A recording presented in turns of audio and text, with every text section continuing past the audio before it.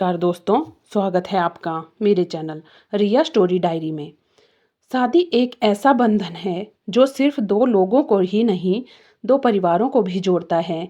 लेकिन जब इस बंधन में खामोशी, शिकायतें और अनकही इच्छाएं जगह बना लेती हैं, तब वही रिश्ता धीरे धीरे दरकने लगता है। नमस्कार, मैं हूं आपकी अपनी रिया और आज की इस कहानी में हम बात करेंगे एक ऐसे रिश्ते की जो बाहर से बिल्कुल परफेक्ट दिखता था, लेकिन अंदर ही अंदर टूट चुका था। यह कहानी है कस्तूरी, उसके पति राकेश और एक तीसरे शख्स आदिल की, जिसने उनकी ज़िंदगी में कदम रखकर सब कुछ बदल दिया। कस्तूरी की शादी को 12 साल हो चुके थे। दो प्यारे बच्चे, एक ठीक ठाक कमाने वाला पति और शहर के अच्छे इलाके में घर। ऊपर से देखने पर उसकी ज़िंदगी में कोई कमी नहीं थी, लेकिन सच यह था कि राकेश अपने काम में इतना डूब चुका था कि उसे कस्तूरी की ज़रूरतें, उसकी भावनाएं, उसका अकेलापन दिखाई ही नहीं दे रहा था। सुबह ऑफिस, रात तक मीटिंग्स, वीकेंड्स पर भी लैपटॉप। कस्तूरी की बातें सुनने का वक्त जैसे उसके पास कभी था ही नहीं। कस्तूरी ने शुरुआत में बहुत कोशिश की थी, कभी प्यार से, कभी नाराज होकर, कभी रोकर, लेकिन हर बार उसे एक ही जवाब मिलता, मैं ये सब हमारे भविष्य के लिए कर रहा हूँ। भविष्य के चक्कर में उसका आँच सूखता जा रहा था। एक दिन उनकी शादी की सालगिरह थी। कस्तूरी को उम्मीद थी कि इस बार कुछ खास होगा, लेकिन सुबह राकेश को तारीख तक याद नहीं थी। शाम को अचानक उसके पास से एक मशहूर रेस्टोरेंट के डिनर का प्लान बना लिया। वह रेस्टोरेंट था आदिल्स बिरयानी हाउस और उसका मालिक था आदिल खान। रेस्टोरेंट साधारण था, लेकिन वहाँ की बिरयानी पूरे इलाके मशहूर थी। कस्तूरी का मूड पहले से ही खराब था। उसे लगा था कि राकेश उसे किसी 5 स्टार होटल में ले जाएगा, लेकिन यहाँ एक भीड़-भाड़ वाला रेस्टोरेंट। तभी आदिल ने खुद आकर उन्हें एक गुलाब दिया और कैंडल लाइट डिनर का इंतजाम कर दिया। उसकी बातें मीठी थी, अंदाज नर्म था और नज़रों में एक अलग ही आत्मविश्वास। कस्तूरी ने पहली बार महसूस किया कि कोई उसे गौर से देख रहा है, उसकी बातों को सुन रहा है। आदिल ने जाते जाते उन्हें डिनर गिफ्ट कर दिया और कस्तूरी को अपनी स्पेशल बिरयानी की रेसिपी भी दी।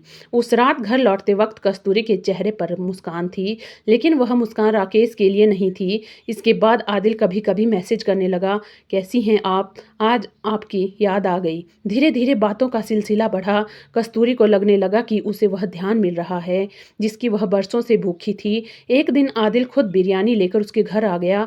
राकेश ऑफिस में था, बच्चे बच्चे स्कूल में थे। आदिल उसके अकेलेपन को शब्द दिए, उसकी शिकायत को सहलाया। उसने कहा, आप खुश रहने के लायक हैं। यही वाक्य कस्तूरी के दिल में उतर गया। धीरे धीरे दोनों की मुलाकातें बढ़ने लगी। कस्तूरी के मन में अपराबोध भी था, लेकिन चाहत उससे ज़्यादा मजबूत हो चुकी थी। उसे लगने लगा कि यही असली प्यार है। आदिल ने एक दिन कहा, अगर हम साथ रहना चाहते हैं तो रास्ते में जो भी दीवार है उसे हटाना होगा। यह दीवार था राकेश। पहले तो कस्तूरी चौंकी, उसने लेकिन फिर उसके मन में दबा गुस्सा जाग उठा।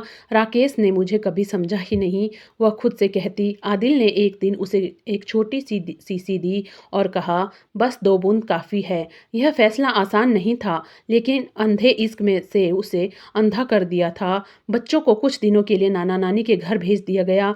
घर में अब सिर्फ राकेश और कस्तूरी थे। उस रात कस्तूरी ने खुद अपने हाथों से बिरयानी बनाई, उसमें वही 2 बूंद मिला दी। दिल जोर जोर से धड़क रहा था। राकेश ने मुस्कुराते हुए पहला कौर लिया और बोला, तुम सच में कमाल की बिरयानी बनाती हो। वह तारीफ सुनकर कस्तूरी की आंखें भर आई। एक पल को उसका मन डगमगाया, क्या वह सच में यह सब कर सकती है। लेकिन तभी उसे आदिल की बातें याद आई, हम हमेशा के लिए एक हो जाएंगे। कुछ ही देर में राकेश की तबीयत बिगड़ने लगी। वह घबराया, पसीना छूटने लगा। कस्तूरी का दिल बैठ गया। वह यह दृश्य सहन नहीं कर पा रही थी। उसने तुरंत एम्बुलेंस बुला ली। अस्पताल में डॉक्टरों ने समय रहते इलाज कर दिया। राकेश तो बच गया। पुलिस को शक हुआ, जांच शुरू हुई, कॉल रिकॉर्ड्स खंगाले गए। आदिल का नाम सामने आया। जब पुलिस ने उसे पकड़ा तो उसने सारा सच उगल दिया। उसने बताया कि कैसे उसने कस्तूरी को भड़काया, कैसे उसने जहर दिया। दरअसल आदिल पहले भी ऐसे चालें चल चुका था। वह अकेली भावना भावनात्मक रूप से कमज़ोर महिलाओं को निशाना बनाता था, उनका भरोसा जीतकर उनके पैसों और ज़िंदगी से खेलता था।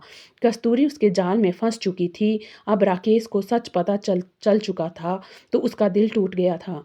लेकिन उसने एक बात कही, "गलती मेरी भी थी, मैंने तुम्हें अकेला छोड़ दिया।"